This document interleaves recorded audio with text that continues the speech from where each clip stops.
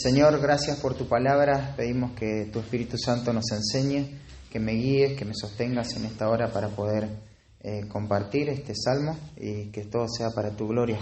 Ayúdanos a aplicar la verdad a nuestra vida, que no lo tomemos como mera información, sino que esto pueda afectar nuestra vida profundamente. En el nombre de Cristo Jesús, amén. Antes de ir al Salmo, pero tengan ahí marcado el Salmo 7, acompáñame en tu Biblia a Santiago capítulo 3. Santiago capítulo 3. Dice el versículo 5: Así también la lengua es un miembro pequeño, pero se jacta de grandes cosas. He aquí cuán grande bosque enciende un pequeño fuego. Y la lengua es un fuego, un mundo de maldad. La lengua está puesta entre nuestros miembros y contamina todo el cuerpo e inflama la rueda de la creación, y ella misma es inflamada por el infierno. Porque toda naturaleza de bestias y de aves y de serpientes y de seres del mar se doma y ha sido domada por la naturaleza humana. Pero ningún hombre puede domar la lengua, que es un mal que no puede ser refrenada, llena de veneno mortal. Tantas cosas que se dicen de la lengua y no del miembro de carne, sino de las palabras, ¿no? A esto se refiere. La lengua dice que es un miembro pequeño, pero se jacta de grandes cosas. Tiene un poder destructivo, un poder que gobierna, que dirige, que controla. Su poder es que contamina todo y nadie puede controlar a la lengua. La lengua está alimentada por la misma filosofía o pensamiento infernal, palabras que vienen del infierno, del maligno. Y la lengua tiene un poder contradictorio también, que necesita ser confrontado. Las palabras a lo largo de la historia han sido poderosas. Las palabras, hermanos, son importantes, son significativas, porque las palabras fueron diseñadas y creadas para ser así, para ser significativas. Cuando hablemos, debemos hacerlo con una conciencia de que Dios le da importancia a lo que decimos, a las palabras. Él ha ordenado que las palabras sean importantes. Las palabras fueron importantes, por ejemplo, en la creación. 9 veces dijo Dios, sea tal cosa, y se creó todo lo que no existía. Las palabras son importantes para la redención. Hay un valor que tienen las palabras. Lo que entendamos, lo que escuchemos y lo que digamos va a tener un valor eterno.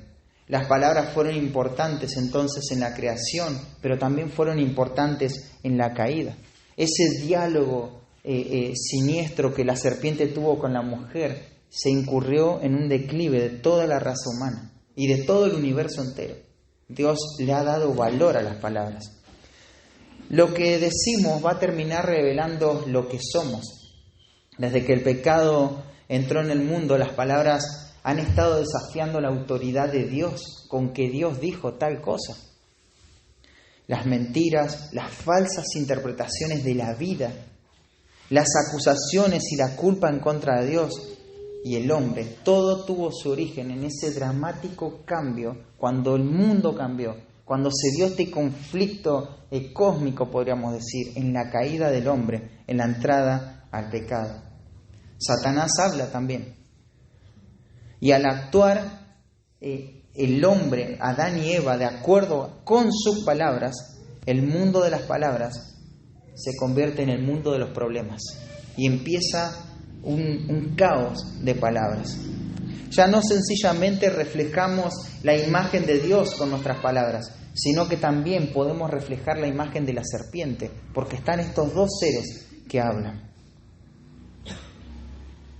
Cuando mostramos esto, ya no hablamos consistentemente a la medida de la norma de Dios, sino que descendemos a la medida de la norma de la serpiente. Cuando vos digas algo, pensá a qué reino estás representando, si al reino de las tinieblas o al reino de Dios. Siempre es una puja entre estos dos reinos lo que va a determinar lo que decimos y la manera en cómo lo decimos. Son las palabras importantes para Dios. Ya nuestras palabras no son un fiel retrato del diseño de Dios para el hombre. Muchas veces son un retrato del engaño de Satanás. Las conversaciones ya no es fácil, ni tampoco las conversaciones son seguras. En vez de esto, Vivimos en un mundo de desconfianza, donde las mentiras manipulan, las palabras airadas hieren, las falsedades destruyen, el escarnio daña, la condenación derriba, y las palabras irrespetuosas desafían la autoridad de Dios y a las autoridades que Dios ha puesto. Un autor de un libro dice: muchos de los problemas que experimentamos cuando hablamos con los demás emergen del hecho de que hemos usurpado la autoridad de Dios. Decimos lo que queremos decir, cuándo y cómo lo queremos decir. Hablamos como si nosotros estuviéramos a cargo y como si tuviéramos el derecho a usar las palabras para procurar nuestros propósitos y para lograr lo que nos haría felices. Hablamos como si fuéramos Dios en lugar de sus criaturas, llamados a someternos a su autoridad en cada palabra que decimos. Pero esto se cambió, ¿no? Hay varios pasajes en las Escrituras que nos dan principios para cuidar nuestra manera de hablar, la forma en que decimos las cosas, pero también hay varios pasajes que nos muestran el contenido de lo que hablamos, el contenido de lo que decimos, pero no podemos desatender o ignorar el valor que tienen las palabras. Pablo le dijo a los corintios: las malas conversaciones corrompen las buenas costumbres. Exponerte a palabras malas, a un mensaje falso y engañoso, va a corromper todo en tu vida. Ahora, este pasaje de Salmo, y volvamos a Salmos capítulo 7, no nos dice la manera en cómo tenemos que hablar. No nos da principios en cuanto a eso. No nos da principios en cómo utilizar las mejores palabras, las mejores formas de hablar. No tiene que ver con eso. Pero sí tiene que ver con un mal que ya está hecho. ¿Qué pasa cuando personas difaman y dicen cosas malas acerca de mí? ¿Cómo tengo que responder? ¿Cuáles son los principios que este salmo me va a enseñar para responder ante personas que están lastimando y que me están menoscabando con sus palabras? Y eso es lo que nos va a dar el salmo, ¿no? Cuando otros no dicen la verdad, cuando nos difaman, cuando nos calumnian, cuando personas manipulan la situación o manipulan a otras personas para arruinar nuestra reputación. Este salmo nos va a ayudar a tener una actitud correcta en nuestro corazón.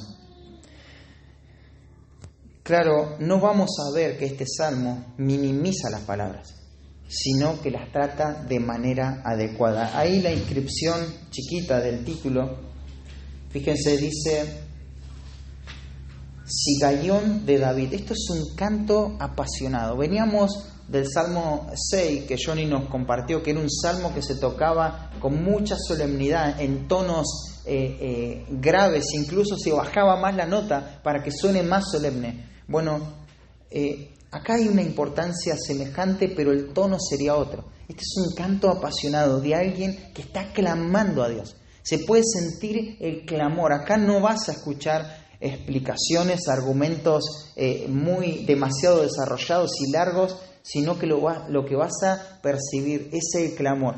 Y con ese clamor, toda la relevancia que ese clamor tiene. Porque fíjate cómo continúa el título y nos da un poquito de contexto, aunque no sabemos bien en dónde está ubicado esto. Dice que cantó a Jehová acerca de las palabras de Cus, hijo de Benjamín. David canta esto. Esto es algo personal. David canta esto a Jehová, pero fíjate por qué motivo. Acerca de las palabras de Cus. ¿Quién era este Cus?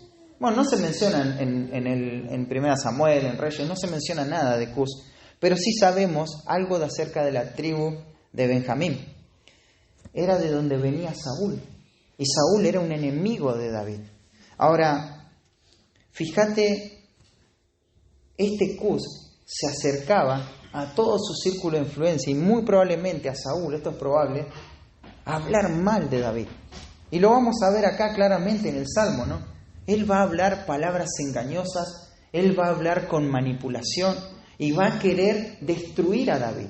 Estas palabras no son solamente para que tengan un mal concepto de David, sino para que David sea muerto.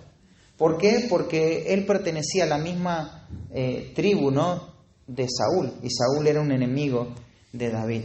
Y vamos a ir viendo a medida que vayamos caminando por este salmo, Dicho sea de paso, es el salmo más largo que hasta ahora estamos estudiando, 17 versículos, y te vas a dar cuenta que no son de relleno. Vamos a gastar el tiempo que sea necesario para poder entenderlo en su totalidad y no distorsionarlo quedándonos con lo que más nos gusta, ¿no? Sino poder tomar todo este salmo.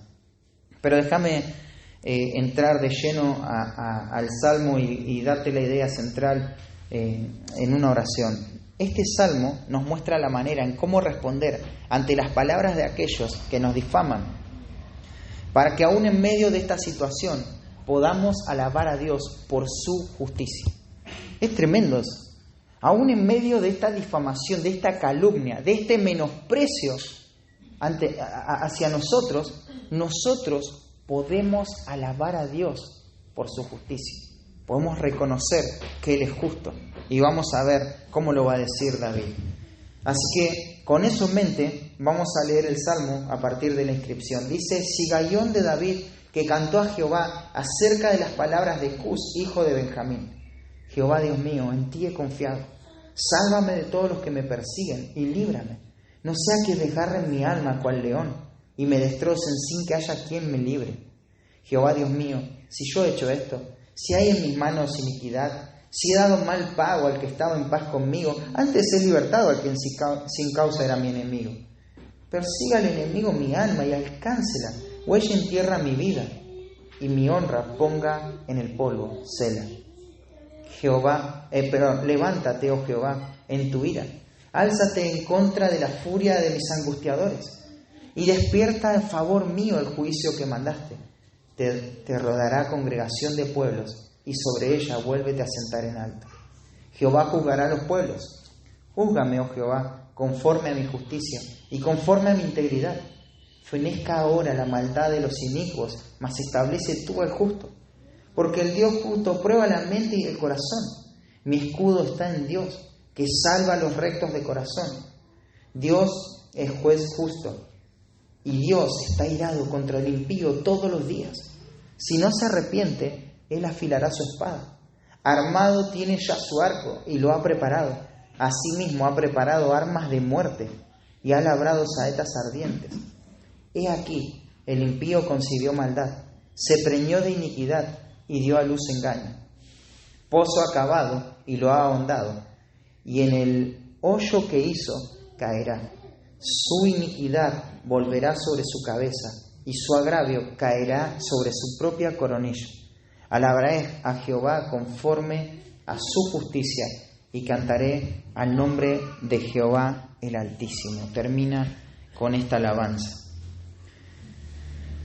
El título de este sermón es Difamación, calumnia, mentiras, palabras infernales. ¿Qué debo hacer?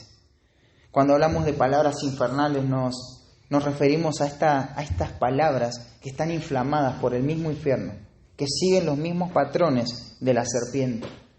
Y el salmista nos va a dar 5 principios para enfrentar este tipo de situaciones cuando nos difaman. Y el primer principio está en el versículo 1 y 2, y es que se aferra al Dios de su salvación.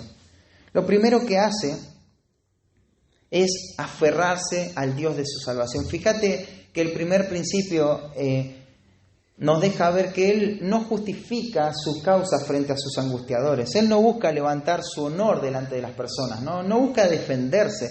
Tampoco busca personas que lo conozcan para desmentir lo que está ocurriendo. No hace eso. Él no está a la defensiva.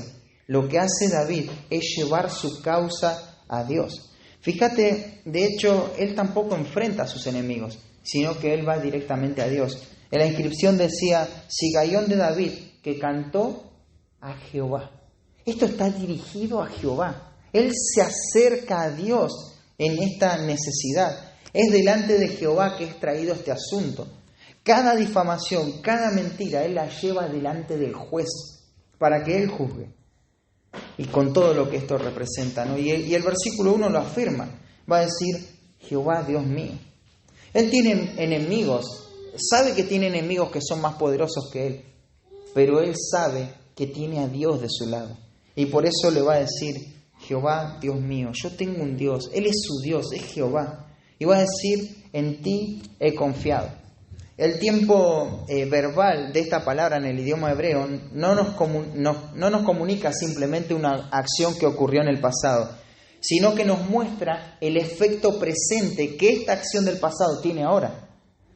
Lo que está diciendo David podríamos interpretarlo de la siguiente manera. Todo comenzó en un momento, cuando yo confié en ti. En un momento de mi historia comencé a confiar en ti. Sin embargo, ha pasado el tiempo y aún sigo confiando. No he dejado de confiar en ti. Sigo creyendo. En ti, oh Jehová, confío. Esto es algo que lo encontramos en reiteradas oportunidades. Por ejemplo, el Salmo 141:8, por cuestión de tiempo te lo voy a leer. Dice: por tanto a ti, oh Jehová, Señor, mirarán mis ojos, en ti he confiado, no desampares mi alma. El Salmo 16:1 dice: guárdame, oh Dios, porque en ti he confiado. No fueron pocas las veces que el salmista pensó en su salvación en medio de la hostilidad. Muchas veces no vamos a encontrar a David confiando en el Dios de su salvación cuando está siendo perseguido, porque él confía en Dios. Y acompañame un texto ahí en el Nuevo Testamento, en 2 de Timoteo, capítulo 1, bajo otro contexto, ¿no? Pero también recibiendo persecución, menosprecio, burla, rechazo.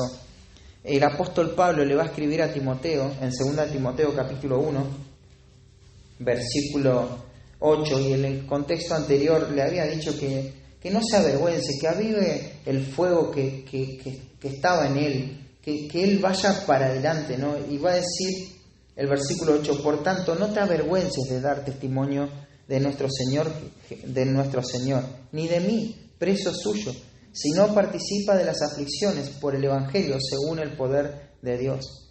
Claro, si le dice Pablo a Timoteo que no se avergüence de dar testimonio del Señor y de Pablo, es porque podía estar la posibilidad de que se avergüence de Pablo, y porque Pablo estaba predicando la verdad y ahora estaba preso, ahora la estaba pasando mal. ¿Y qué decían los falsos maestros? Bueno, ahí Pablo tiene las consecuencias de la confusión que trae en su mente. Está preso Pablo. Esto podía traer vergüenza a algunos seguidores de Pablo. Y Pablo le va a decir: no te avergüences de mí. No te avergüences de mí, así como no te tenés que avergonzar del Señor, sino participa de las aflicciones. Es necesario, Timoteo, que enfrentemos esta persecución, que lo suframos. Y va a decir el versículo 9: quien nos salvó y llamó con llamamiento santo, no conforme a nuestras obras, sino según el propósito suyo y la gracia que nos fue dada en Cristo Jesús, antes de los tiempos de los siglos, pero que ahora ha sido manifestada por la aparición de nuestro Señor Jesucristo.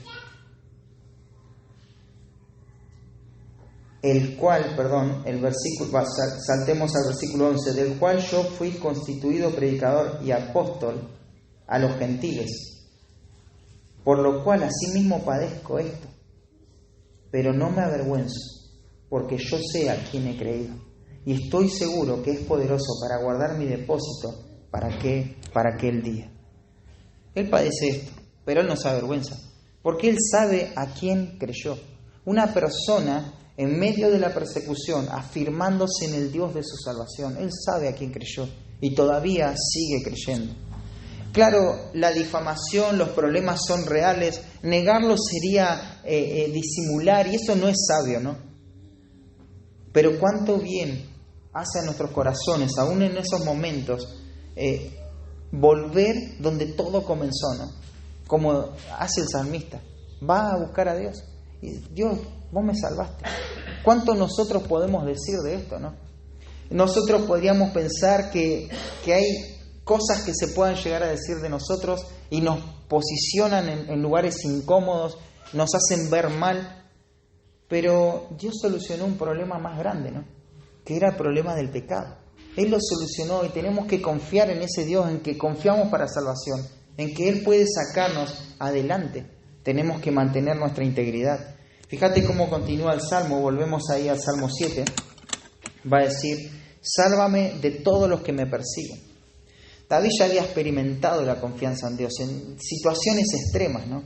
Él confiaba en su Dios. Y va a decir: sálvame y líbrame. O sea, quítame de esta situación. No quiero ser presa fácil del enemigo.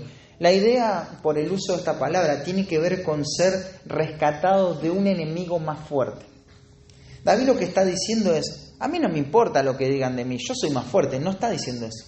David está reconociendo humildemente que sus enemigos lo pueden despedazar, que él no tiene la capacidad para responder ante esta ofensa. Él confía en su Dios. Además, por el contexto, tenés que pensar en una oveja que está sometida por un león o por un oso.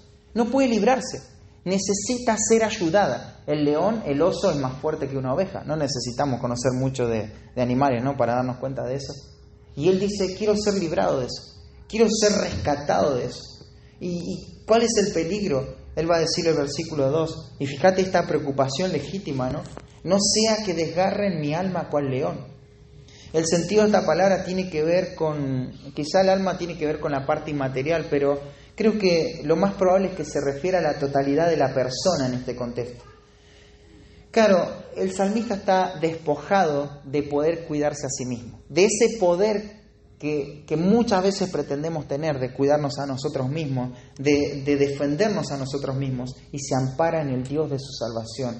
El Dios que lo salvó en el pasado es el Dios que lo puede cuidar ahora.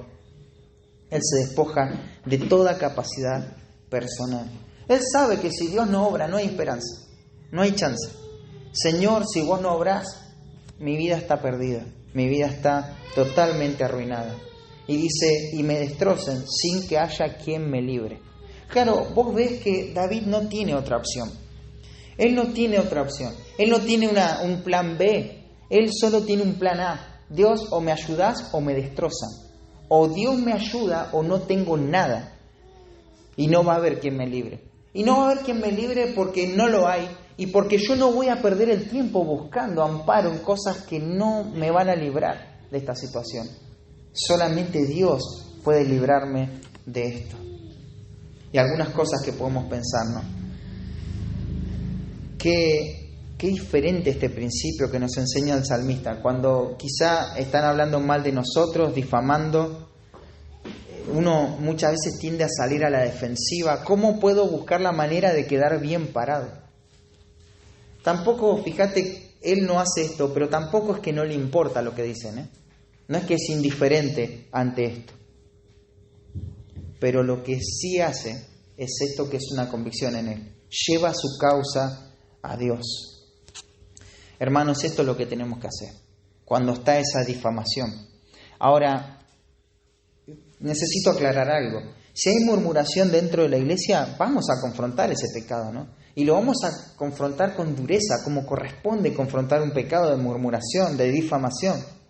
Pero no por una cuestión personal, no porque yo quiero quedar bien, sino por la santidad de Dios.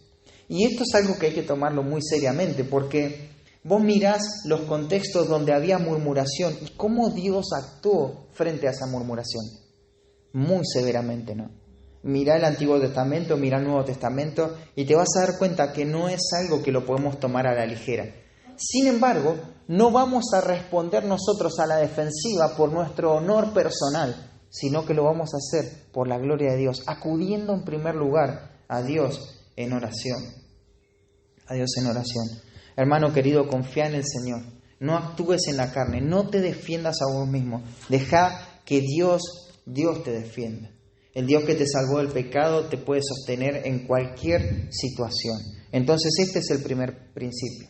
Ante la difamación, ante la calumnia, ante la mentira, ante las palabras infernales, ¿qué debo hacer? Bueno, aferrarme al Dios de mi salvación. Primero y principal, buscar del Señor.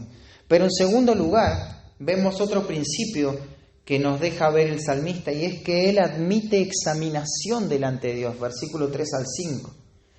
Claro, esto es un filtro muy importante, ¿no? Porque la mayoría de nosotros primero tendemos a pensar en nuestra inocencia. Están hablando mal de mí. O sea, yo soy una víctima de esto. Soy una víctima hasta que se demuestre lo contrario.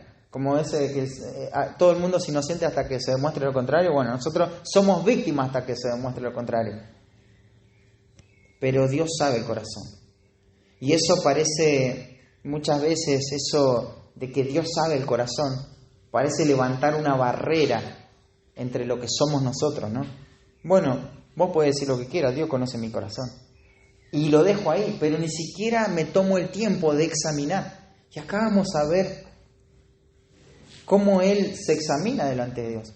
Y fíjate que sigue en la misma línea, ¿no? Empezó diciendo, Jehová Dios mío, en ti he confiado. Bueno, sigue el versículo 3, Jehová Dios mío, si yo he hecho esto. Claro, uno a veces dice, no, pero yo confío en el Señor. Bueno, pero confía en el Señor y también examina tu corazón. Si yo he hecho esto, va a decir. Fíjate que esto expresa humildad primero. Él admite examinación de manera humilde. Y acá vamos a ver algunos principios también que lo podemos extraer de estos principios para poder rendir cuenta incluso, para poder ser específicos, eficaces en esa área. Él lo hace humildemente, dice, si yo he hecho esto, si realmente hice lo que dicen que hice, quiero entenderlo. Está mal la difamación, pero ¿cuánto de lo que se está diciendo es verdad? ¿Cuánto de estas cosas que se dicen son ciertas? Porque si yo hice esto, hay que tomar medidas, ¿no? Fíjate que él no dice inmediatamente, no, yo no tengo nada que ver, todo lo que dicen, todo, de la primera letra hasta la última, es todo mentira. No, él dice, Jehová Dios mío, se acerca a Dios humildemente y dice, si yo he hecho esto, si es que yo hice esto, qué bárbaro, ¿no? En lugar de autojustificarse, él quiere examinarse, él quiere examinar su corazón.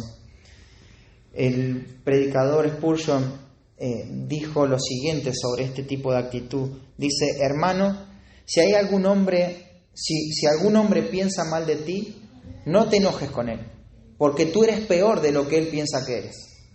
Si te acusas falsamente por algo, estate satisfecho, porque si te conociera mejor podría cambiar la acusación y no saldrías beneficiado por ese cambio. Si pintan un cuadro moral de ti y es feo, estate satisfecho, porque todavía necesitaría unos toques más de negro para acercarse más a la realidad. Es humildemente que hay que acercarse a Dios.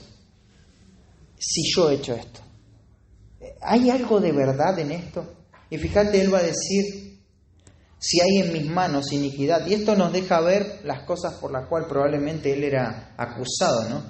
La palabra iniquidad ahí se refiere a la injusticia. Y claro, esto es algo bastante fuerte, porque obrar de forma injusta tiene que ver con buscar mi conveniencia sin importar que lo que hago está bien o está mal delante de Dios. No me importa si esto es escrituralmente acertado, lo que a mí me importa es mi conveniencia. Y ese es el obrar injusto. No te imagines algo demasiado difícil, ¿no? Es no obrar en base a lo que está bien delante de Dios, sino obrar en base a lo que yo creo que es más conveniente para mí y quedarme con eso. David ve como un obrar injusto hacer cosas que violan los principios solo porque nos dejan bien parados, solo porque, bueno, esto me hace quedar bien, ¿no? Actuar injustamente es aprovecharse de las personas que me benefician, es usar a la gente para mis fines. Este me sirve, listo, lo uso. Y eso sería iniquidad. Fíjate, él dice, si he dado mal pago al que estaba en paz conmigo. Claro, este es un ejemplo de lo que sería obrar de manera injusta, ¿no? Con iniquidad. No corresponder a aquellos que están en paz conmigo, sino menospreciarlos. No tratarlos como deben ser tratados, sino darles mal, pagarles mal. Y él en humildad se acerca a Dios y examina todo esto en su vida. Pero fíjate que también ese paréntesis nos deja ver la honestidad que él tiene. Porque no se trata de decir, decirle así a todo lo que te acusan. No, evaluar con humildad, exponerse ante eso, pero con honestidad, ver si esto que se dice es así. Y él va a decir, en el paréntesis ahí dice, antes he libertado al que sin causa era mi enemigo. David no está buscando decir algo que no es, él examina, él piensa. Y esto es lo que él hizo, ¿no? Pero Él no se conforma con una examinación rápida, superficial, donde Él dice, bueno, yo sé que no hice esto, sino no solamente no le hizo daño a los que estaban en paz con Él, sino que todo lo contrario. En esta examinación sale esto que hay en su corazón. Él le hizo bien a los que eran sus enemigos. Qué tremendo eso, ¿no? Qué tremendo. Y Jesús dijo, ¿no? Porque si amáis a los que os aman, ¿qué mérito tenéis? Porque también los pecadores aman a los que los aman, ¿no? Y si hacéis bien a los que hacen el bien, ¿qué mérito tenéis? Porque también los pecadores hacen lo mismo. Pero lo que está haciendo David, está librando a sus enemigos. A los que los persiguen, Él los trata bien. Y esto es lo que podés ver en esta examinación. Y si nosotros pensamos en el contexto, Saúl era uno de sus enemigos, ¿no? De David, un enemigo que lo perseguía por todos lados. ¿Y te acordás lo que hizo David cuando Saúl lo perseguía y en un momento Saúl entra a una cueva para ahí llevar adelante sus necesidades y David no sabía que David estaba dentro de esa cueva y David podía matarlo en ese momento? Sin embargo, no lo mató. Y fíjate lo que dice 1 Samuel 24. Acompáñame en tu Biblia. Sería bueno leer este pasaje.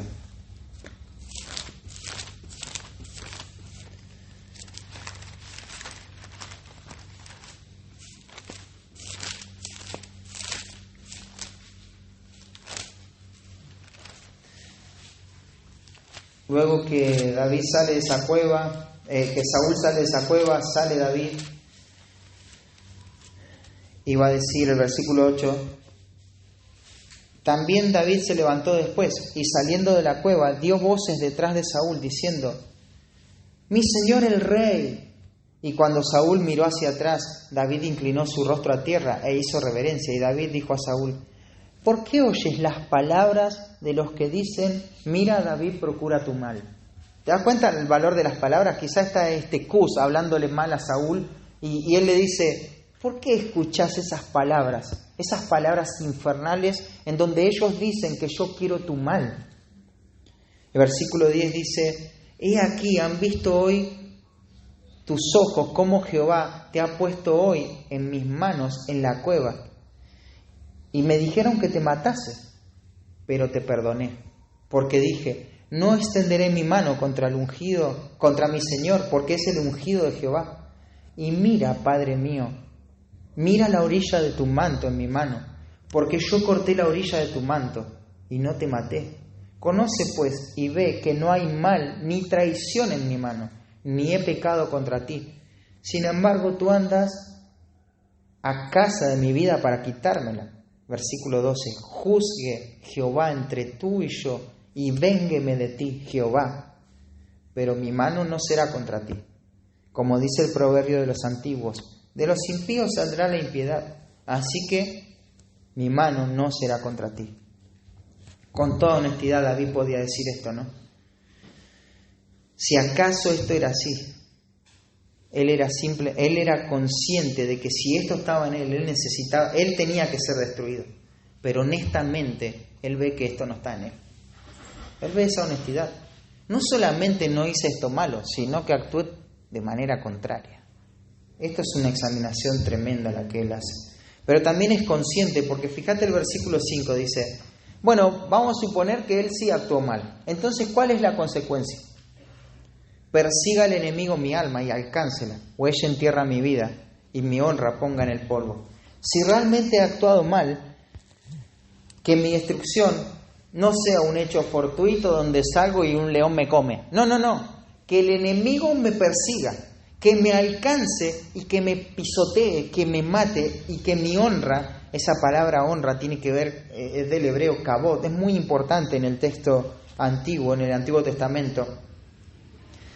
Es su peso, su gloria. Él no quiere tener ninguna honra, ningún nombre. Si él hizo esto, él tiene que pagar las consecuencias. Él es consciente en esta examinación.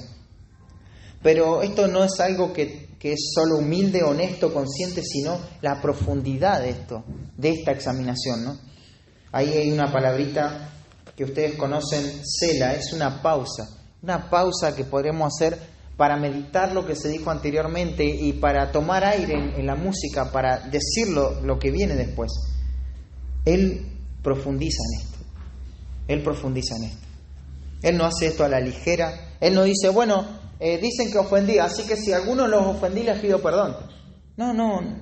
Bueno, si alguien se sintió tocado con lo que dije, perdónenme, no fue mi intención. No es eso ligero. No es una persona superficial. Él es humilde, él se expone ante lo que se está diciendo, es honesto. No, yo no hice esto, pero él es consciente de que si lo hizo, su pecado tendría que pagar de esta manera. Y él piensa en esto, medita en esto. Hermanos, ¿nos examinamos de esta manera? Esto es imposible si nuestra primera actitud es ponernos a la defensiva, ¿no? Ahora, ¿esto significa que tengo que aceptar todo lo que me digan? No. Si no es verdad, no.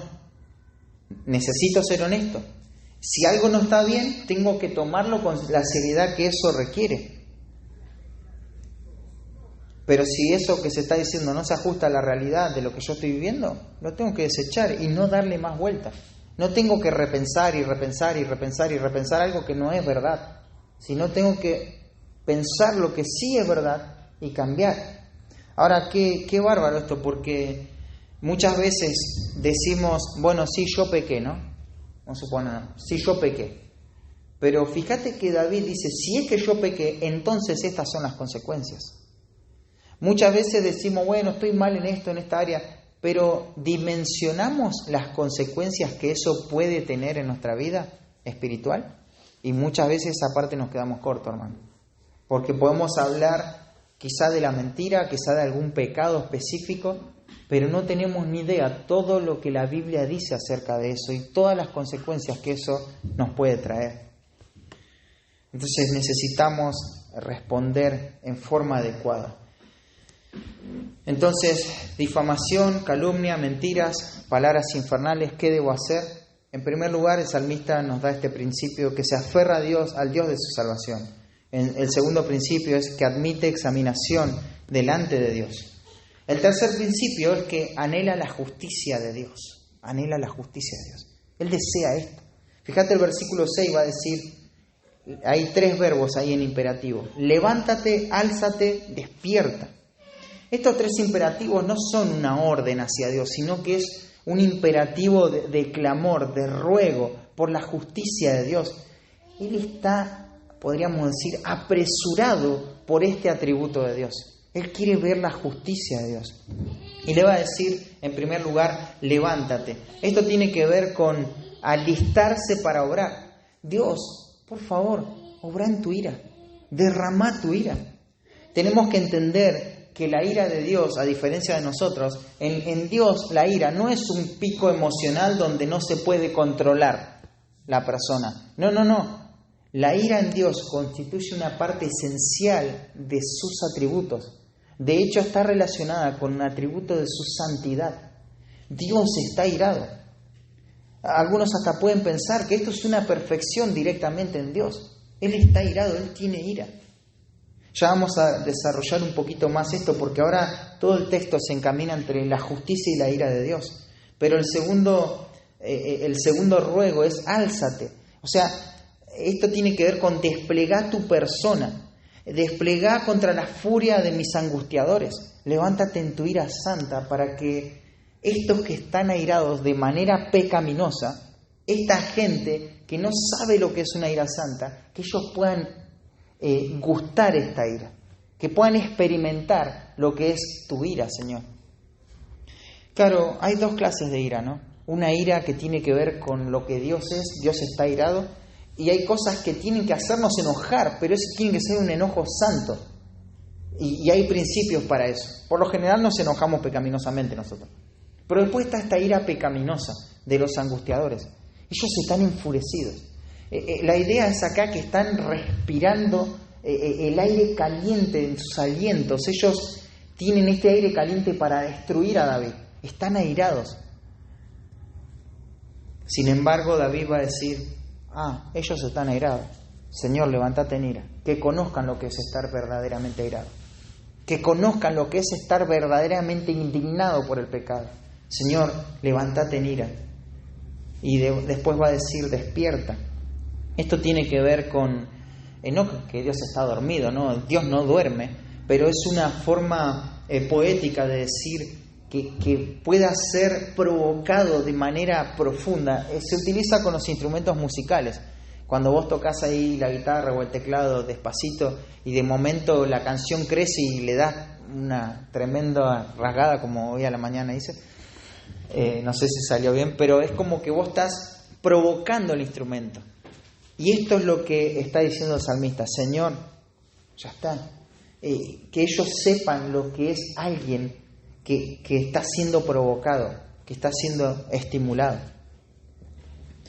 En otras palabras, el salmista clama a Dios diciendo, mira estas personas. Pone sus causas delante de Dios. Señor, mira estas personas lo que están haciendo. Señor, esto no te indigna, esto, levántate en ira, Señor. Ellos están enojados, pero levántate en ira. Señor, tú eres santo. No puedes avalar esta injusticia. Esto no responde a tu santidad. Obra, Señor, obra en ira. Y fíjate que esto no tiene que ver con algo en lo cual él se lo tomó demasiado personal a la difamación. Y decir, bueno, está sufriendo tanto David por esta difamación que le pide a Dios que lo ayude. No. Fíjate el versículo 7, dice, te rodeará congregación de pueblos y sobre ella vuélvete a sentar en alto. Señor, tú vas a reinar sobre todos los pueblos, te vas a sentar en alto. En este clamor se ve el deseo vehemente por la justicia de Dios. El salmista desea la justicia de Dios de manera universal. De manera universal. Esto no se trata simplemente de que a mí me están haciendo sentir mal, sino que se trata de tu gloria. Es tu gloria. Señor, es tu justicia. Vos tenés que reinar en justicia. Esto se necesita. Ahora, Él no solamente piensa en forma general, sino que Él se ve en forma particular. No escapa a esto, ¿no? No escapa a la justicia de Dios, su causa. Claro, Dios va a reinar en justicia y es necesario que Él se levante en ira y juzgue a sus enemigos. Y eso lo podemos ver en forma general, pero también en forma particular. Ahí está esta situación, Señor. Y por favor, obra en ira. El versículo 8 dice, Jehová juzgará a los pueblos. Júzgame, oh Jehová, conforme a mi justicia y conforme a mi integridad. Esto te decía, se trata de la gloria de Dios, de su santidad. Y Él sabe que Dios no es imparcial, ¿no? Que Dios no es parcial, Dios es imparcial. Y Él no va a tener por inocente al culpable, así que Él pide que su causa sea atendida. Y Él sabe que es íntegro delante de Dios, que Él no hizo de lo que se lo están acusando. Parece que este mundo no tiene ningún aprecio por la rectitud. De hecho, hasta parece que actuar bien, actuar en forma correcta, en forma recta, no tiene ningún sentido, ¿no? Parece que nunca se va a lograr nada con la honestidad. Porque todos los que crecen, los que avanzan, son los que usan la deshonestidad, ¿no? Para sacar ventaja. Haciendo algo u omitiendo algo, pero está la deshonestidad ahí. Sin embargo, Dios va a juzgar de manera justa. No se le va a escapar nada y Él se va a levantar en ira y va a juzgar cada cosa. Hay varios elementos que se destacan en esta sección. Notemos cómo el salmista desea una retribución para el impío. Pero a su vez Él quiere vindicación para él. Que el impío sea juzgado y afrente las consecuencias de su pecado. Pero que el justo sea establecido, sea vindicado. Y tenemos que pensar en la justicia de Dios como un atributo también en Él. Él es justo en carácter, pero Él es justo a su vez en cómo distribuye su justicia, cómo obra en justicia. ¿Y cómo administra su justicia a Dios? Bueno, retribuye al impío por su maldad y remunera al justo por su integridad. Y se ve este concepto también en el versículo 9 y 10. Fíjate, el deseo del salmista por la justicia de Dios tiene que ver con estas dos cosas, ¿no? Que culmine la maldad y que se afirmen los justos en su posición. Dice el versículo 9, fenezca ahora la maldad de los inicuos. Este fenezca es que se acabe, que culmine ahora. La maldad de los inicuos tiene que llegar a su fin. Basta ya de esta maldad. Pero establece al justo, que el justo sea afirmado. Y nos da la razón de esto, porque Jehová, el Dios justo, prueba la mente y el corazón. Hermanos, a Dios no se le escapa un detalle. Podemos pensar que estamos bien delante de Dios y hacer un examen a la ligera, porque hacemos ciertas cosas. Podemos engañar a otros con una imagen, con una apariencia de piedad. Aún nuestro propio corazón puede ser engañado, pensando que somos algo que no somos. Pero Jehová prueba la mente y el corazón, dice el texto. Jehová prueba la mente y el corazón. Él sabe lo que verdaderamente hay ahí. A veces uno dice, bueno, Dios me conoce. Tendríamos que temblar ante esas palabras. Dios me conoce, claro, Dios me conoce. ¿Quién quiere engañar? Al final, ante un Dios que todo lo sabe, que todo lo ve, nadie lo puede engañar. Nuestras obras no tienen ningún sentido, nuestra apariencia de piedad. Si no nos estamos apoyando en las obras justas de Dios, estamos perdidos. Y más allá de lo honesto que podía ser David, él se apoya en Dios. Fíjate el versículo 10 dice, claro, él no se apoya en su integridad, ¿no? Sino que dice, mi escudo está en Dios. Él encuentra su vindicación no en sus obras, en su justicia personal. Él se protege en Dios, en Dios. No tiene otra forma, no tiene otra manera. Claro, porque parecería que en un momento David está confiando en su integridad, pero no es así. Sino que él es íntegro porque Dios lo ha hecho así, lo ha justificado, lo ha salvado, lo ha rescatado. Y va a decir, mi escudo está en Dios, que salva a los rectos de corazón.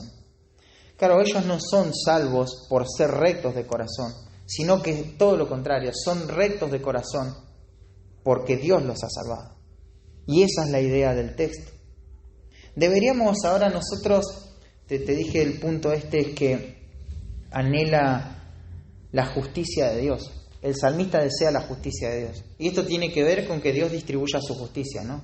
En resumidas cuentas. Tiene que ver con que Dios castiga a los malos y que Dios establezca a los justos. ¿Deberíamos nosotros desear eso? Como iglesia, como hijos de Dios. ¿Deberíamos desear que Dios obre en justicia y que su justicia sea impartida de esta manera? El salmista lo deseaba, porque esto hacía justicia con la gloria de Dios, con su santidad. Ahora la pregunta es, ¿nosotros deberíamos anhelar lo mismo? La respuesta es sí, hermanos. Deberíamos anhelar su justicia, más que cualquier otra cosa en esta vida. Deberíamos anhelar su justicia. En Mateo capítulo 5, versículo 6 dice, bienaventurados los que tienen hambre y sed de justicia, porque ellos serán saciados. Ese texto nos dice que los súbditos del reino de Cristo anhelan la justicia de Cristo. Pero la manera en que lo dice es muy gráfica, porque habla del hambre y la sed de justicia. En tiempos de Cristo el hambre y la sed era un problema muy serio, ¿no? Necesitamos quitar de nuestra mente que cada vez que tenemos sed vamos y tomamos agua o tenemos hambre y abrimos la heladera y comemos y no pasamos hambre. Tenemos un ratito de hambre, pero esa no es la hambre a la que se está refiriendo el texto. Sino que pensá que en ese tiempo había personas que comenzaban su día sin saber si al final del día iban a terminar ingiriendo alguna clase de alimento. Era muy difícil conseguir el sustento. De hecho, más del 95% de la población mundial estaba en esta misma realidad. No es que había algunos pobres, había un porcentaje de pobres. No, había algún porcentaje de gente que tenía el sustento diario. Pero la mayoría de la humanidad era pobre, vivía sumergida en la pobreza. Y no sabían si ese día iban a comer. Y esto es algo que nosotros le caemos a las multitudes porque lo seguían a Cristo por la comida, ¿viste? En los evangelios. Y es cierto, lo seguían por la comida y está mal. Pero tenés que entender que en ese contexto era vida, era poder seguir viviendo. Eso garantizaba el sustento de su vida. Y claro que era una motivación equivocada y va a ser confrontada esa motivación. Pero eso es para que tomes en cuenta de que multitudes siguen a una persona solo porque les da la comida del día. Es tremendo eso. Había un hambre generalizado. Y cuando pensamos en la sed, en el agua, es peor todavía. Los sistemas hídricos en ese tiempo eran totalmente precarios. No podías tomar agua por cualquier razón. El agua era algo muy valioso, muy precioso.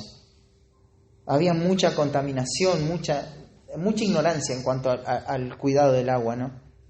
Entonces ahí cuando Jesús dice, si tu enemigo tiene sed, dale de beber, uno dice, bueno, el agua no se le niega a nadie, decimos popularmente, ¿no? Pero nosotros no tenemos ni idea lo que es el valor del agua.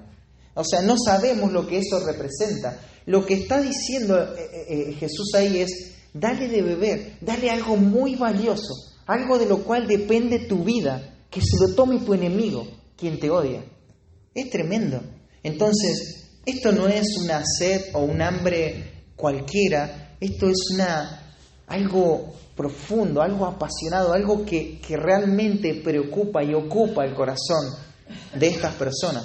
Y habla estos que tienen hambre y sed de justicia, esta clase de hambre que se busca de todas formas, esta clase de sed en la cual no va a desperdiciar ni una gota de agua porque de eso depende su vida. Bueno, ellos anhelan la justicia de Dios, ellos buscan esto.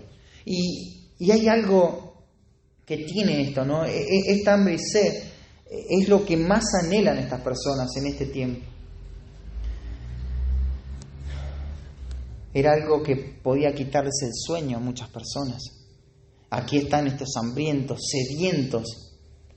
Sin embargo, son felices. El texto dice, bienaventurados, ¿no? Son doblemente felices. Porque no tienen un hambre y una sed común como la mayoría en su contexto, sino que tienen hambre de justicia. Anhelan la justicia de Cristo, hermanos. Lo desean de todo corazón. Tenemos que desear la justicia de Cristo. Tenemos que anhelar su justicia. Esto es una característica necesaria en los hijos de Dios. Debemos desear esta justicia, porque esta justicia no solamente es buena, sino que es necesaria para la vida espiritual. Fíjate que sin el agua, sin la comida, para el sustento físico, la vida física se pierde. Ahora, la justicia de Dios es el sustento para la vida espiritual. Hermanos, ¿por qué tenemos que desear la justicia de Dios? No solamente porque eso es bueno, sino porque es necesario para nuestra vida espiritual. Sin esto estamos perdidos. Esto confronta nuestra realidad porque pensamos que lo justo o injusto es ambiguo muchas veces. ¿Quién puede decir lo que es justo? Dios lo puede decir. Él determina lo que es justo y Él determina lo que está bien y lo que está mal. Y debemos anhelar eso. Necesitamos tener esa hambre. Un comentarista dijo sobre esto, dice, la gente en el reino tiene una pasión por algo, tiene un deseo fuerte, está buscando de manera ambiciosa. No es una cosa material, no es gloria mundana u honra o posesiones, es justicia. Y la justicia es para el ciudadano del reino lo que el alimento y el agua es para la persona natural. Esa es la razón por la que el paralelo es tan bueno. El agua y el alimento son necesarios, no lujos. Así lo es la justicia. La gente, usted y yo sabemos que no podemos vivir sin alimento, no podemos vivir sin agua, es imposible vivir sin ello. Así también es imposible vivir sin el reino de Dios, sin su justicia. Nuestra vida física depende del agua, nuestra vida espiritual depende de la justicia de Dios. Nos tiene que importar su justicia, con todo lo que eso representa. Ahora, ¿te acordás de alguien en el contexto de David que no le importó la justicia de Dios? Dios quería obrar con justicia en una nación y esta persona menospreció la justicia de Dios. Él siguió sus propios intereses, él siguió su ambición, su avaricia, su orgullo. ¿Por qué? Porque él no deseó esto, él deseó más su prestigio personal que la justicia de Dios. No le interesaba la justicia de Dios, era ajeno a la justicia de Dios. Y acompáñame, vamos a tomar un tiempito para ver esta historia porque ilustra muy bien esto, ¿no? Esto es lo contrario de pensar en la justicia de Dios. Ahí en 1 Samuel capítulo 15 se va a dar una orden crucial a Saúl. Esto es muy importante para que Saúl pueda obedecer y poner en práctica. Dice el versículo 1, después Samuel dijo a Saúl, Jehová me envió a que te ungiese por rey sobre su pueblo Israel. Ahora pues, está atento a las palabras de Jehová. Primer llamado a atención, está atento a las palabras de Jehová. Así ha dicho Jehová de los ejércitos: yo castigaré lo que hizo Amalec a Israel al oponérsele en el camino cuando subía de Egipto. Esto pasó hace mucho tiempo, pero la justicia de Dios todavía no se había consumado sobre Amalec. Y acá le está diciendo Dios a Saúl: yo voy a castigar lo que hizo Amalec. Cuando se opuso, mientras ustedes subían de Egipto, ellos hicieron algo muy malo. Y ahora yo los voy a castigar. Y esto es tremendo porque uno dice, pasó el tiempo, pero la ira de Dios no cesó. Porque la ira de Dios no es, como te decía, no es una expresión emocional, una explosión emocional, sino que tiene que ver con algo permanente, algo continuo. Y Él dijo que iba a castigar a Amalec. Entonces, ¿qué tenía que hacer Saúl? Versículo 3. Ve pues, hiere a Amalec y destruye todo lo que tiene. No te apiades de él. Mata a hombres, mujeres, niños y aún los de pecho, vacas, ovejas, camellos y asnos. Y este es un pasaje que muchas veces se utiliza para pensar mal de Dios. Dios está obrando en injusticia. Tiene que matar a hombres, mujeres, niños, aún los bebés y los animales, todos tienen que morir. Sí, la justicia de Dios requiere esto. Y si nosotros no vemos esto como algo justo, ¿sabes lo que significa? Que nosotros somos injustos. Porque todo lo que Dios determina es justo. O sea que nosotros tenemos que conformarnos a su moral, porque Él define lo que es justo y lo que es injusto. Y ahora te voy a mostrar el sentido que tiene esto. Saúl era rey de Israel y debía representar la justicia de un soberano mayor que él. Y era la justicia de Dios, era su ira santa. Y aunque había pasado el tiempo, te decía que Dios no había olvidado el pecado de Amalec y los iba a castigar. Los amalecitas habían actuado con traición. Te voy a mencionar ahí pasaje en Deuteronomio. Acompáñame, Deuteronomio 25, para ver de qué se trata esto. Deuteronomio 25, 17 al 19 dice: acuérdate de lo que hizo Amalec contigo en el camino, nuevamente.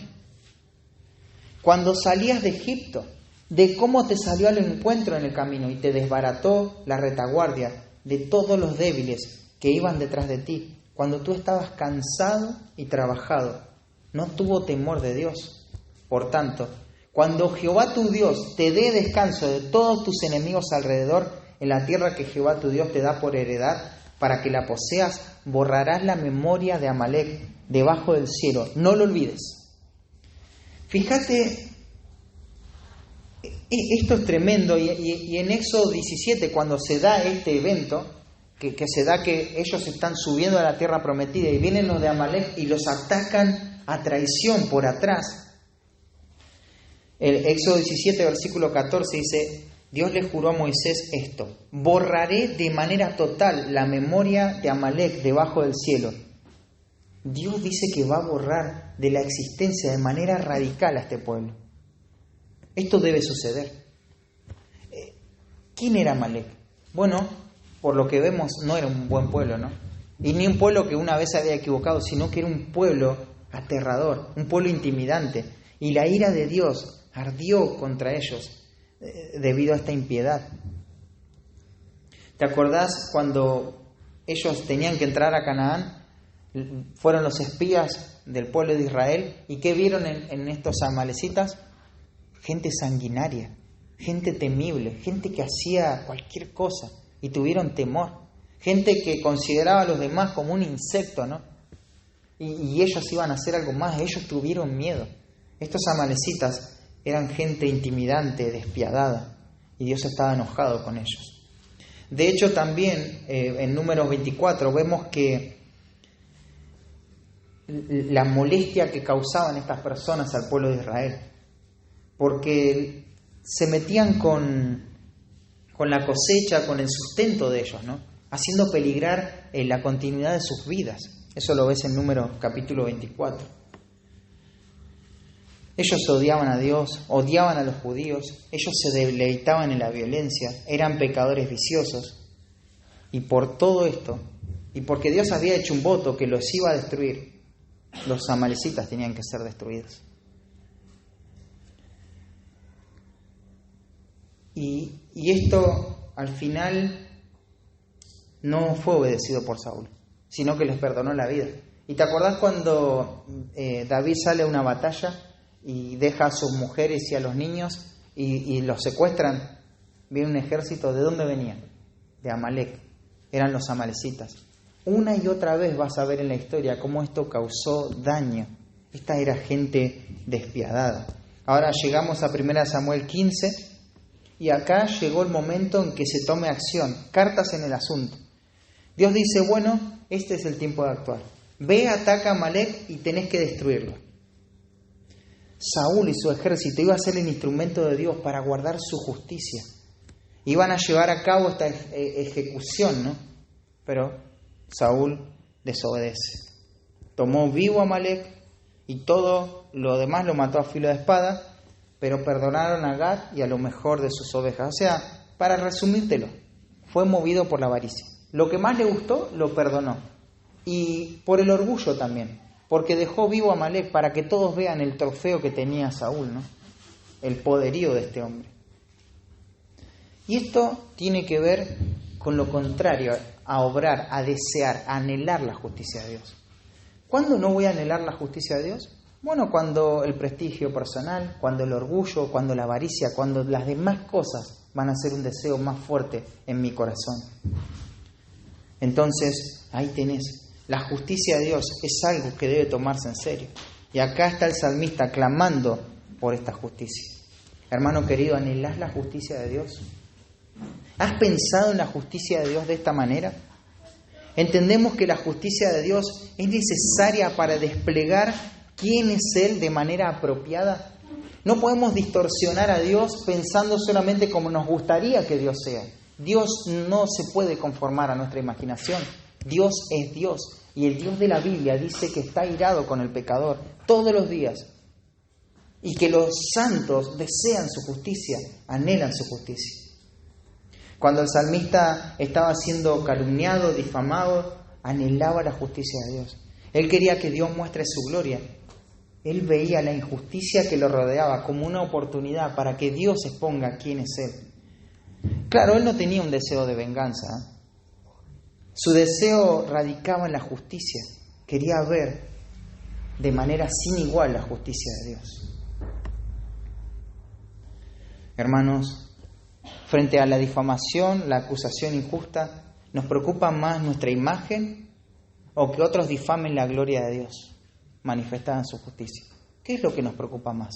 ¿Deseamos que nuestra reputación sea puesta en alto o deseamos que se ejecute la justicia de Dios para su gloria? Entonces tenemos que ir encaminándonos hacia el final. Difamación, calumnia, mentira, palabras infernales. ¿Qué debo hacer? Aferrate al Dios de tu salvación, admití examinación delante de Dios, anhelá la justicia de Dios, es lo mejor. Pero claro, Dios va a establecer su justicia de manera segura, lo va a hacer. A su vez, el salmista lo desea, pero el salmista quiere advertir a los impíos. Entonces, este es un principio fundamental. Si nos quedamos solamente con esta parte del Salmo, distorsionamos el sentido del Salmo. Necesitamos este equilibrio justo. Y el cuarto principio es que advierte el juicio de Dios. Advierte el juicio de Dios. Es verdad que los creyentes se regocijan o se van a regocijar ese día en que Dios despliegue toda su gloria. Que termine con la iniquidad de los que menosprecian a Dios. Claro, el Señor, a quien han despreciado, de quien se han burlado, de quien han abusado, muestra ahora que en realidad es justo. Pero podríamos tomar como ilustración ahí en Apocalipsis 10 esa experiencia de Juan, cuando come aquel librito que expresa la justicia y el juicio de Dios sobre todo este mundo, ¿no? Él lo prueba y en su boca era dulce, pero en su vientre era amargo. Y este es el doble efecto, ¿no? Acá hay una dulzura porque Dios despliega quién es. Hay una dulzura porque trae justicia eterna. Hay una dulzura porque destruye el pecado. pero hay una amargura porque devasta a los impíos. Devasta a los impíos. No es que nos burlamos del impío cuando es destruido.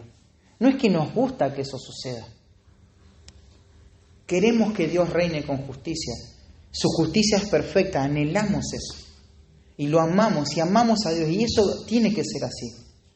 Pero cuando miramos a nuestro alrededor, cuando miramos a las personas que no aman a Dios, que rechazan a Cristo, no lo miramos con un espíritu vengativo como diciendo, bueno, esta manga de pecadores ya van a pagar. Ya van a pagar estos inconversos, ya van a ser consumidos en el infierno.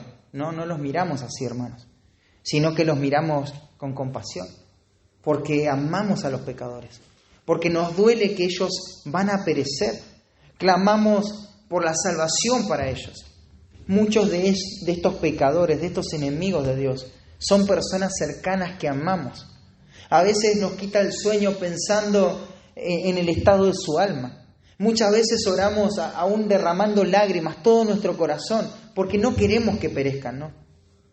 Esa parte es la que ahoga nuestro corazón, nuestra alma. No podemos hacer nada, sino orar y predicarles el Evangelio. Pero les miramos con compasión, le advertimos acerca de su pecado. Esta compasión inundaba el corazón de Pablo, ¿no? Quien en esa expresión de gracia, él prefería ser él mismo separado de Cristo. Ser anatema, ser separado de Cristo con tal de que sus hermanos sean salvos. Claro, esto es imposible. No se podía dar esto. Pero ahí se ve el corazón compasivo del apóstol, ¿no? Sabemos que el rey va a juzgar con justicia. Sabemos que está viniendo a juzgar, que va a imponer su reino. Y nosotros somos embajadores de ese reino. Pero no nos burlamos de la destrucción futura que va a venir sobre el mundo, sino que rogamos a las personas que se reconcilien con Dios, que arreglen sus cuentas con Dios. La justicia de Dios se va a ejecutar sí o sí en este mundo y en la vida de cada persona. Y Dios está airado con el pecador todo el tiempo. No es que necesita hacer algo más el pecador para que Dios colme su ira. Ya su ira es santa, es perfecta, es completa. Por eso le rogamos, le suplicamos, como Pablo dice a los Corintios, como si Dios rogase por medio de nosotros. Os rogamos en el nombre de Cristo, reconciliaos con Dios. Tomen nota de esto. Esto es serio, no es que tenés que ver un Dios de amor que al final va a salvar a todo el mundo. No, eso es una herejía. Eso está mal, eso es una mentira. Dios va a obrar en justicia. Dios va a obrar en justicia y va a destruir al pecador. Fíjate lo que dice el versículo 11. Dios es juez justo. Él no puede ser burlado. No va a tener por inocente al culpable. Él no es parcial. Él no respeta el rostro ni la apariencia de nadie en el juicio. No va a pasar por alto tu pecado, mi pecado. Si no te amparas en la justicia de Cristo, Él va a traer a la memoria tus pecados y nunca los va a olvidar por toda la eternidad. Experimentar la justicia de Dios en ira es lo más trágico que nos puede pasar. Dice el texto del versículo 11, Dios está irado contra el impío todos los días. Su ira no cesa un segundo. Algunas versiones traducen esta expresión como todo el día está irado. No hay un momento en que su ira perfecta esté ausente. Es cierto que Él odia el pecado, ¿no? Pero también es cierto que va a destruir al pecador. Él lo va a destruir. Dios no te acepta tal cual eres, como dicen algunas personas. Dios te acepta tal cual sos. No. Él es justo. Él no va a aceptar tal cual sos. Si persistís en ese pecado, vas a ser arrojado a la destrucción. Dios tiene que salvarte.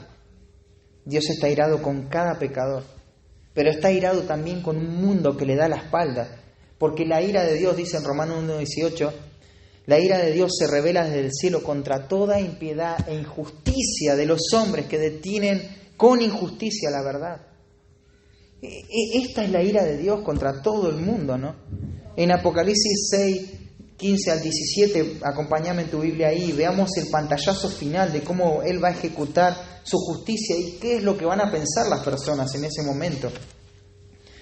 Dice el versículo 15, Apocalipsis 6:15, y los reyes de la tierra y los grandes, los ricos, los capitanes, los poderosos y todo siervo y todo libre, Se escondieron en las cuevas y entre las peñas de los montes, y decían a los montes y a las peñas: caed sobre nosotros y escondednos del rostro de aquel que está sentado sobre el trono, de la ira del Cordero, porque el gran día de su ira ha llegado, y ¿quién podrá sostenerse en pie? Ese es el juicio de Dios. Estas personas que no están amparadas en Cristo van a desear la muerte, pero no la van a encontrar. Ellos le van a decir a las montañas que caigan sobre ellos, porque nadie puede sostenerse en pie delante de Dios. Y el versículo 11 abre una ventana de gracia, dice: si no se arrepiente. Primero, esta condición es gracia para el pecador. Dios va a hacer tal cosa, pero si el pecador no se arrepiente. Eso significa que el pecador puede arrepentirse. Si el pecador se arrepiente, Dios le va a salvar. No lo va a destruir. Esto es maravilloso, hermanos. Es una bendición. O sea, el pecador debería morir por su pecado y Dios está irado todo el tiempo. No hay más nada que pueda hacer para colmar su ira. Su ira está completa. Sin embargo, acá tenés gracia. Si se arrepiente, Él se puede arrepentir y Dios lo va a salvar. Hay gracia en esta advertencia. Así son las advertencias, ¿no? Esto hace justicia con el carácter compasivo y misericordioso de Dios. Él espera que el pecador se arrepienta. De hecho, en Ezequiel dice que Él no quiere la muerte del impío, sino que el impío se convierta de su mal camino para que pueda vivir. Eso es lo que Dios quiere. Y el impío, el pecador, tiene que arrepentirse de vivir una vida para sí mismo. Tiene que arrepentirse de haberle dado la espalda a Dios. Tiene que arrepentirse de intentar acercarse a Dios a su manera, a través de su propia justicia, y no ampararse en la justicia de Cristo. El pecador tiene que arrepentirse de no vivir para la gloria de Dios, de vivir para su propio prestigio. Tiene que arrepentirse, pero no tiene que arrepentirse mañana, tiene que arrepentirse ahora. No pronto, ahora, porque ya no hay tiempo, ya no hay lugar para esto. Hoy tenés que arrepentirte. Fíjate, el texto dice: Él afilará su espada, armado tiene ya su arco y lo ha preparado. Está todo dispuesto. Asimismo ha preparado armas de muerte, ha labrado saetas ardientes. Ya está todo listo. Dios está airado. No tiene que hacer más nada el pecador para ser destruido. Ya llegó al colmo, no hay margen, no hay espacio. Las armas ya están preparadas para el juicio y el juicio va a ser ejecutado. Un puritano, Jonathan Edwards, decía: lo único que sostiene de estar en esta esfera de gracia y la condenación eterna es la misericordia arbitraria de Dios. Claro, Dios puede detener tu aliento en este mismo momento, en este mismo día, en esta misma semana. Y habrás pasado de lo material a lo inmaterial, de un momento a otro. Pero si no estás en Cristo, te aguarda el dolor más intenso, la miseria más grande, la soledad más distante, la desesperanza y tristeza más profunda, el tormento más intenso. Y todo esto para siempre, sin esperanza alguna. No se puede salir de ahí. Sin esperanza alguna de un mínimo alivio. Sin esperanza, porque en el infierno la palabra esperanza no existe. Es para siempre. Tenés que arrepentirte ahora mismo, clamar a Dios, correr a Cristo en fe y arrepentimiento. Quizás ya sabes mucho en cuanto al Evangelio, ya sabes que Él murió por tus pecados, pero nunca fue el Señor de tu vida. Nunca le recibiste realmente en tu corazón. Nunca confesaste que Él es el dueño, el amo, que Él es justo. Vos decís: bueno, yo no creo que estoy en el camino de estos impíos difamadores porque las cosas que hacen fueron terribles. Tampoco creo que estoy en el grupo de los amalecitas porque yo no hice esas atrocidades, ¿no? Como para que Dios me castigue así. Pero quiero decirte que Dios está airado contra el pecador porque Él es pecador. No por el tamaño de su pecado, sino por el hecho de que sea pecador. El versículo 14 dice: he aquí, el impío concibió maldad, se preñó de iniquidad y dio a luz engaño. Maldad, iniquidad, engaño.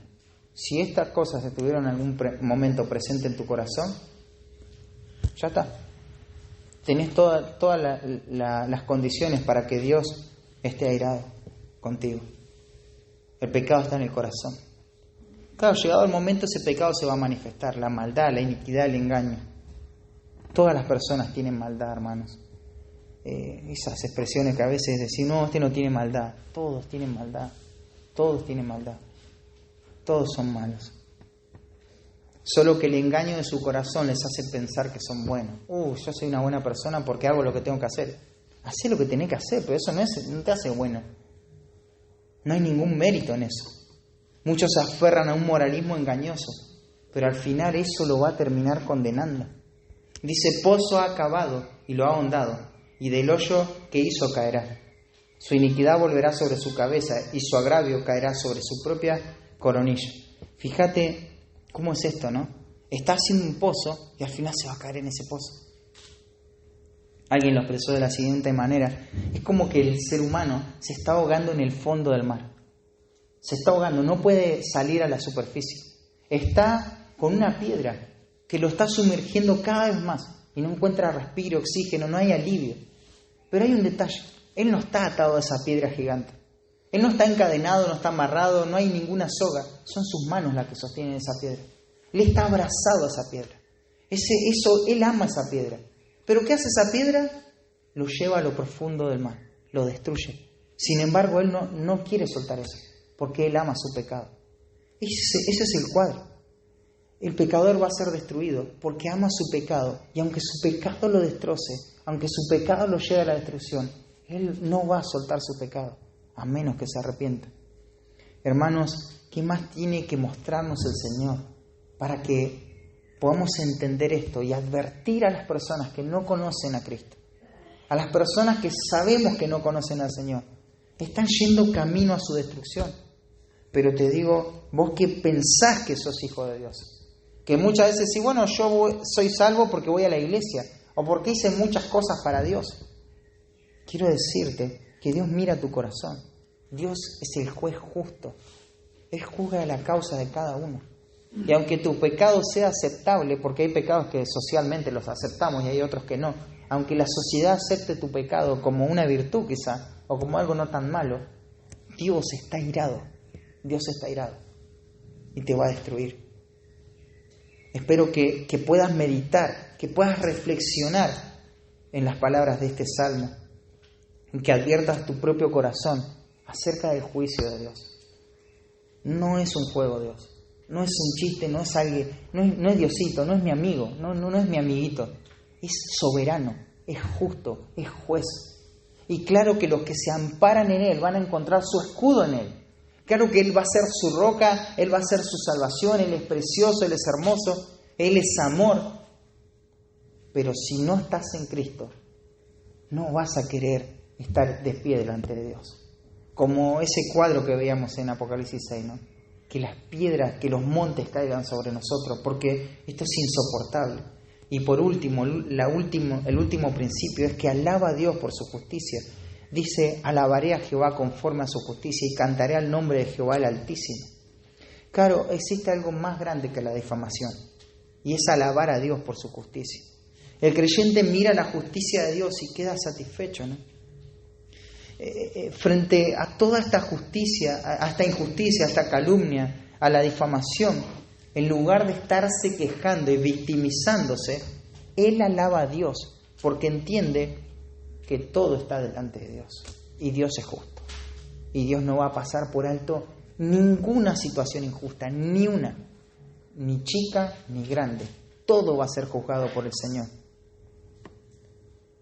Ellos alaban a Dios porque anhelan esa justicia, son felices porque anhelan esta justicia. Esta justicia no los hace vivir vidas, ahora Dios me va a destruir y vive de manera triste.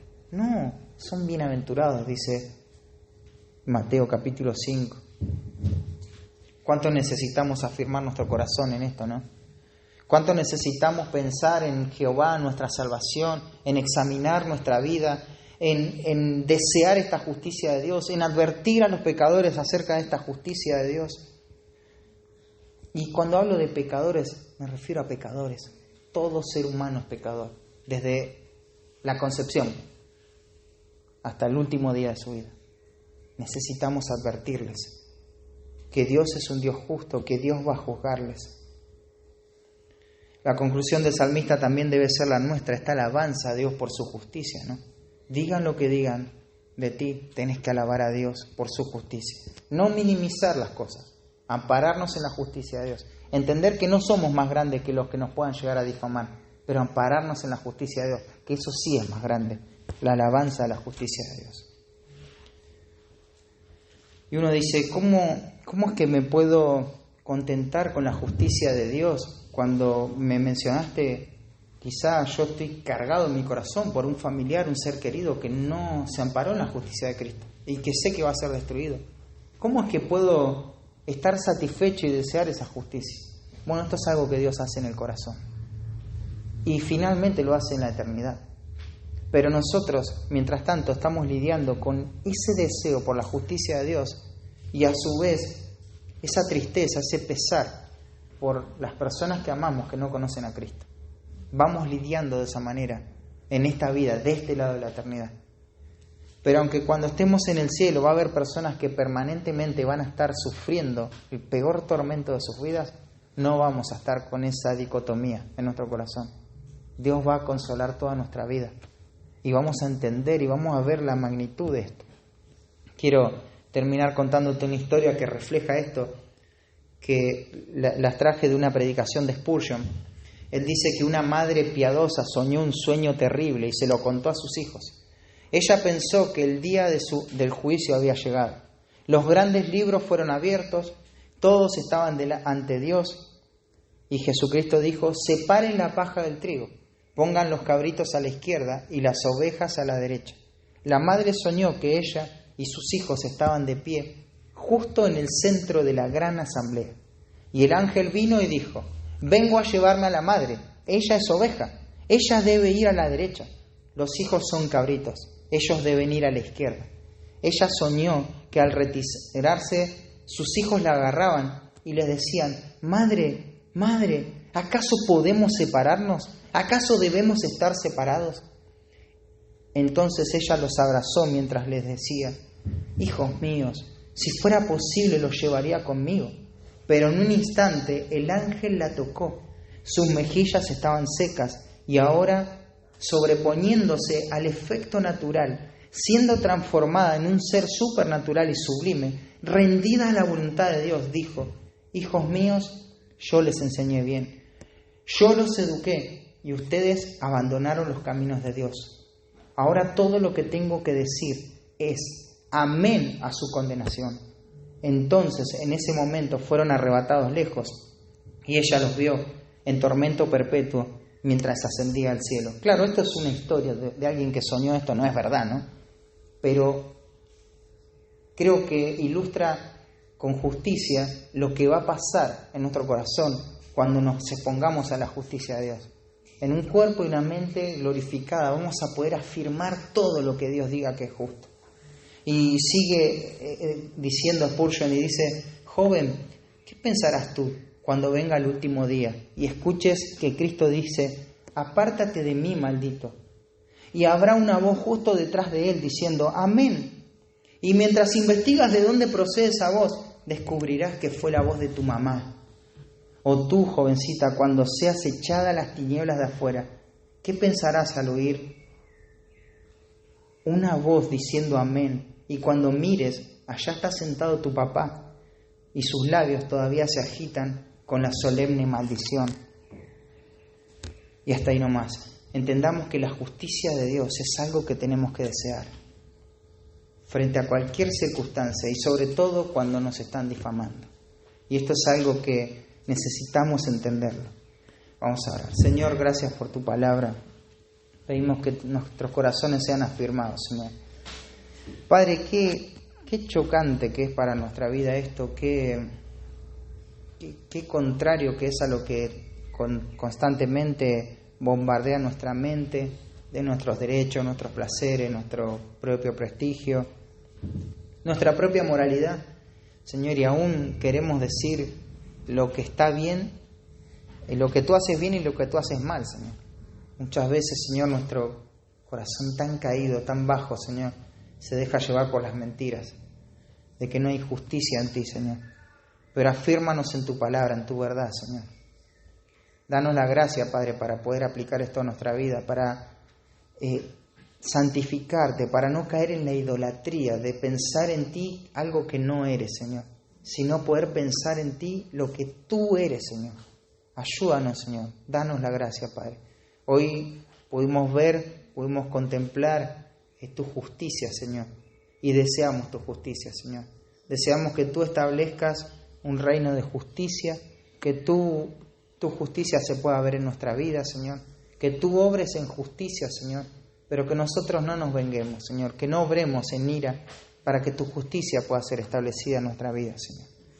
Oramos por eso, lo clamamos, Señor, y aún pensamos en las personas que no se han amparado en tu justicia. Muchos de los que están aquí, Señor, no se han amparado en tu justicia. Queremos derramar nuestro corazón por ellos, Señor. Queremos clamar por ellos, Señor.